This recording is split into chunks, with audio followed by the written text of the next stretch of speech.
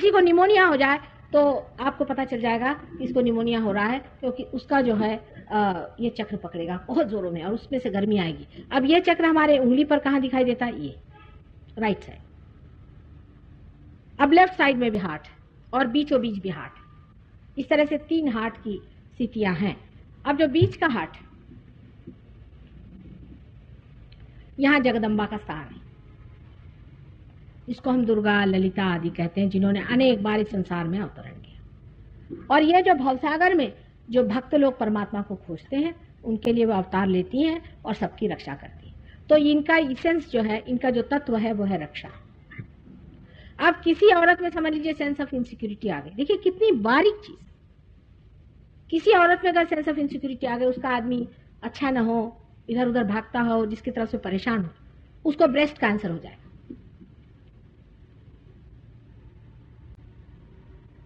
उसको breast cancer हो जाएगा क्योंकि उसकी रक्षा का जो है वो स्थान रिक्त है।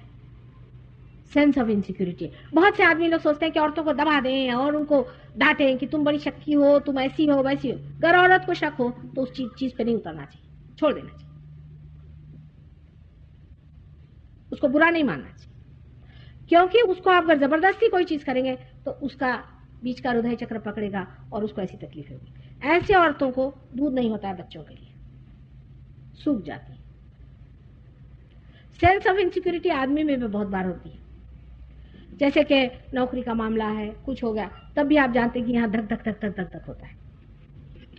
जैसे ही मनुष्य पैदा होता है, उसका ये जो यहाँ पर स्टर्नम करके जो बोन है, जो हड्डी है, उस हड्डी में एंटीबॉडीज तैयार होती हैं।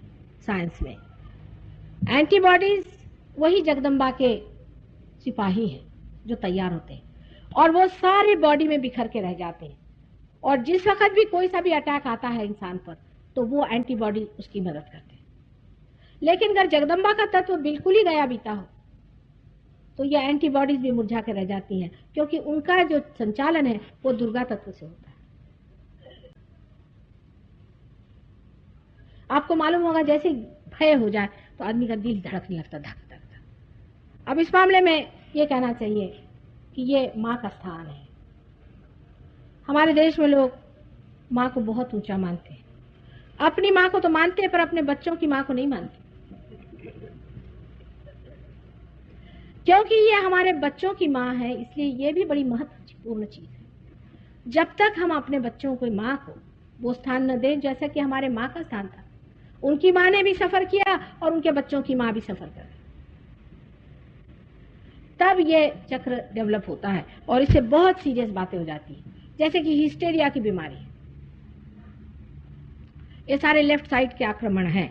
लेफ्ट साइड से जो कुछ सबकॉन्शियस से आक्रमण आते हैं, औरतों का डरना, चिल्लाना, चीखना, घबराना, नर्वसनेस, इंसोम्निया और असुरक्षित रहना, परेशान होना, किसी भी चीज से हर समय भय खौफ खाना, कोई चीज करने में आगे ना आना, हर एक एग्रेशन के सामने सर झुकाना, ये सब चीजें घटित हो जाती है। बहुत से आदमियों में भी ये बात होती है। जब ये चक्र उनका सुप्त हो जाता है तो वो बड़ी एग्रेशन अपने ऊपर ले लेते हैं बेचारे, और ये भी गलत चीज है। किसी का एग्रेशन लेने की कोई जरूरत नहीं, आपको बीच में खड़ा होना चाहिए। कोई अगर आपसे एग्रेशन करे तो आपको बीच में खड़ा होना चाहिए, ना तो किसी पे आप एग्रेशन करें, ना आप किसी से एग्रेशन लें। जब ये चक्र पूरी तरह से संतुलित हो जाता है तब आप अपनी शान में खड़े रहते हैं, क्योंकि जगदम्बा जो कि सारी जगत जननी है, सारे जग को संभालने वाली, वही आपकी माँ। फिर आपको किसके बाप का डर? लेकिन आप एग्रेशन नहीं करते, फिर आप भक्तों का रक्षण करते हैं और आप अच्छाई का अपने अच्छाई में शान उठाते हैं। आपको घबराहट नहीं होती। बहुत से लोगों को लगता है कि साहब मैं क्या करूं, मुझे बड़ा डर लगता है, मैं जरूरत से ज्यादा ईमानदार आदमी हूं, मेरे दफ्तर में सब लोग बड़े बेईमान हैं, मुझे खा जाए। लेकिन जब जगत जननी अंदर जागृत हो जाती है तो उसको शान लगती है। वो सोचता है कि ठीक है, ये तो बेकार लोग हैं, मैं तो कम से कम ठीक रास्ते पर हूं। वो अपने वर्च्यूज को एंजॉय करने लग जाता है। हम तो अपने वर्च्यूज के लिए रोते ही रहते, उसको अपने वर्च्यूज में घबराहट नहीं होती। न ही वो एग्रेस करता है कि मैं इतना वर्च्यूअस हूं और तुम नहीं हो, ये भी नहीं करता। न तो वो एग्रेस करता है और न तो वो किसी पर एग्रेशन करता है, न तो वो किसी का एग्रेशन लेता है, इस तरह का उसका बीच का स्थान बन जाता है। अब ये जो हृदय चक्र है बीच का, ये बहुत जरूरी है। इससे इसके खराब होने से भी स्पॉन्डिलाइटिस वगैरह हो जाते हैं कभी। तो छोटी छोटी बातें हैं, इसको समझ लेना चाहिए। जैसे है लड़की है, उसकी शादी हो गई, उसका पति उसको अगर इनसिक्योरिटी डाल दे तो उसको समझाना चाहिए कि देखो ये पाप है, ऐसे नहीं कर सकते। लड़की पे जबरदस्ती नहीं कर, क्योंकि इस विशेषता ये औरतों का चक्र बहुत खराब है। अपने यहाँ की औरतें बहुत शांत है, मैं आपसे कहती हूँ, बहुत अच्छी है। अपने देश की इन औरतों की वजह से ही आज आपकी पेशानी ऐसी है।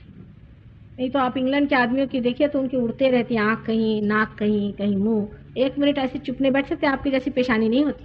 इस उम्र में तो उनके सारे 5-6 यहाँ पे लाइनें आ जाएंगी और आंखें उनकी फड़केंगी, नाक उनकी फड़केगी, गाल उनके उड़ेंगे, क्योंकि उनकी माँ किसी के साथ भागी होती है, पत्नी तीसरे के साथ भागी होती है।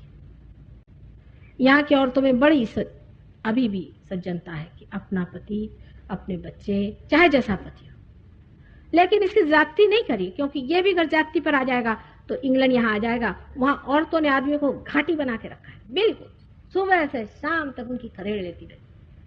ये हालत करके रखिए कि आदमियों को समझ में नहीं आता कि इन औरतों के साथ रहे कैसे। अच्छा, ये एक का नहीं, सबका ही मैंने हाल देखा है।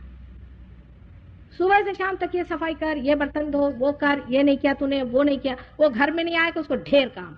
हमारे यहाँ तो आदमी लोग को हाथ में झाड़ू भी लेना नहीं आता। जब बाहर जाते हैं तो रोते हैं कि हम खाना कैसे बनाएंगे, हमें तो ये भी नहीं आता, सब्जी कैसे, दाल कौन सी, हमें मालूम नहीं। औरतों ने बहुत बोझा अपने ऊपर इस देश में उठाया हो। इस देश की औरत जो है धरा है पृथ्वी जैसे महान, एक से एक अपने देश में महान औरतें हो गई। उनका नाम लीजिए, नूरजहां जैसी औरत, क्या औरत थी। चांद बीबी थी, पद्मिनी थी। वो लोग विश्वास नहीं करते कि अपने आप पद्मिनी जैसे कोई ऐसी विशेष औरत हुई होगी। वहां तो कोई औरत के पीछे में कोई आदमी लग जाए फौरन गायब। कोई वहां समझ नहीं सकता है कि कोई औरत अपनी इज्जत की भी परवाह करती, कोई समझ नहीं सकता। आजकल आपको आश्चर्य होगा, वहां तो सब औरतें इसी पे है कि कितने आदमी उनके पीछे भाग रहे। बड़ी बड़ी बुढ़िया लोग ऐसी बातें करती, मुझे तो आश्चर्य होता है कि इनकी अकल क्या सब गायब हो गई। और ये मैं आपको जनरल बात बता रही, 100 में अगर आपको एक औरत कायदे की मिल जाए तो आप कहें कि हाँ ठीक है। और आदमियों की तो हालत उन्होंने बिल्कुल ही कच्चा कर रखी है। जो हिंदुस्तानी आदमी हिंदुस्तानी औरत को छोड़ के अंग्रेजी औरत से शादी करता है, उसकी हालत देखने लायक हो जाती है, रोता है अपनी किस्मत को। हालांकि वो अच्छी बात नहीं है, लेकिन इस महान आत्माओं का आपको अपमान नहीं करना चाहिए, उनका मान रखिए। यत्र नार्या पूज्यन्ते तत्र रमन्ते देवता। जहां स्त्री पूजनीय होती है और पूजी जाती है, वहीं देवता होते हैं।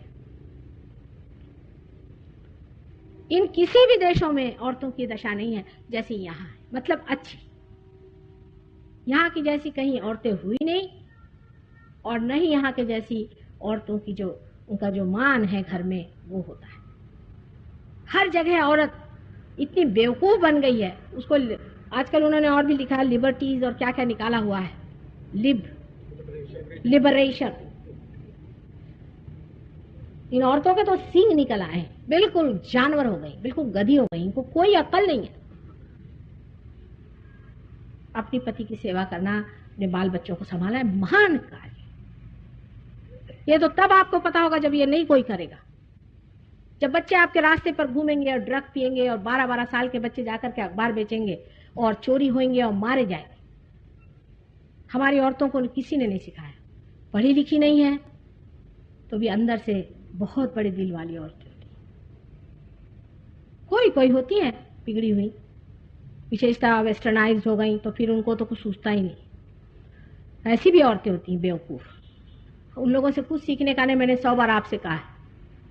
और औरतों को तो बिल्कुल उनसे कुछ सीखने का नहीं है। हम लोगों के पांव के धूल के बराबर भी एक औरत ने निभा नहीं दी, इसमें जो समझापन और जो सुलझापन और जो चरित्र। आपको बहुत अपने पे गर्व करना चाहिए कि आप ऐसे माँ के बेटे हैं जो चरित्रवान थी, और ऐसे पत्नी के पति हैं जो चरित्रवान हैं। क्योंकि वो चरित्रवान है, उनकी बहुत इज्जत करनी चाहिए।